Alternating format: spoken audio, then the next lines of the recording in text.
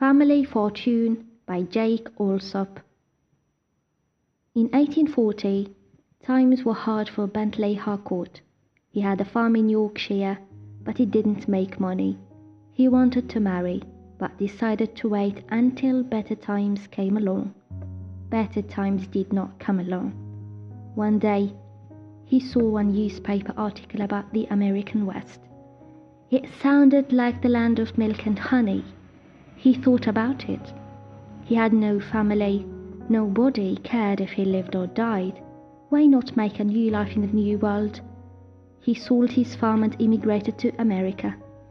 After a year of drifting, he found himself in Texas.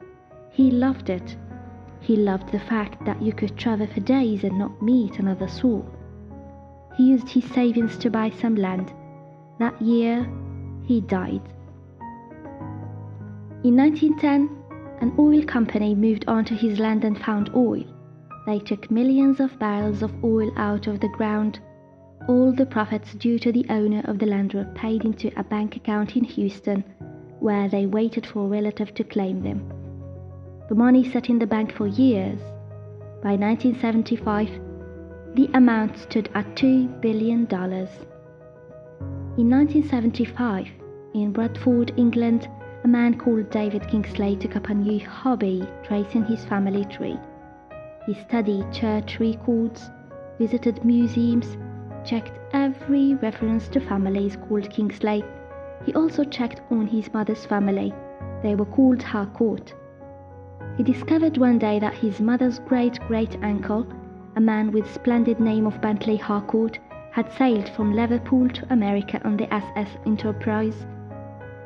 In the same year, shortly after learning about his great-great-uncle, Kingsley read a magazine article about a fortune that lay unclaimed in a Texas bank. The article told the story of a lonely immigrant called Bentley Harcourt and about how he had died shortly after buying his dream ranch in Texas. The magazine offered to pay the legal expenses of anyone who could claim to be a descendant and who might be entitled to the fortune. Kingsley read the story with mounting excitement. Surely this must be the same Bentley Harcourt that he had come across during his research into his family tree.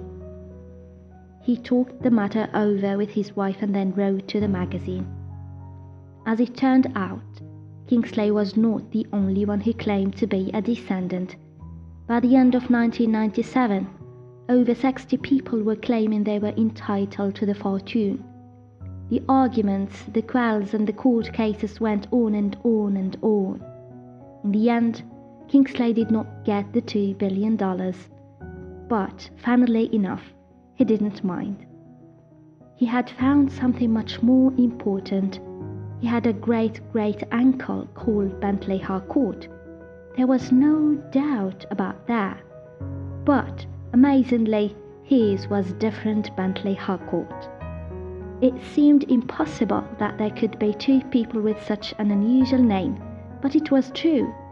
This Bentley Harcourt had settled in Orange County, California, and had made his fortune in fish canning. He married a hard-working Swedish girl, and they had 13 children. David Kingsley had found a different treasure, a branch of his family across the Atlantic. The two families wrote to each other. Later, they visited each other. They became the best of friends. And the fortune of the other Bentley Harcourt? It is still unclaimed. As I write this, the sum stands at $2.3 billion. This may be a good moment to start tracing your family tree.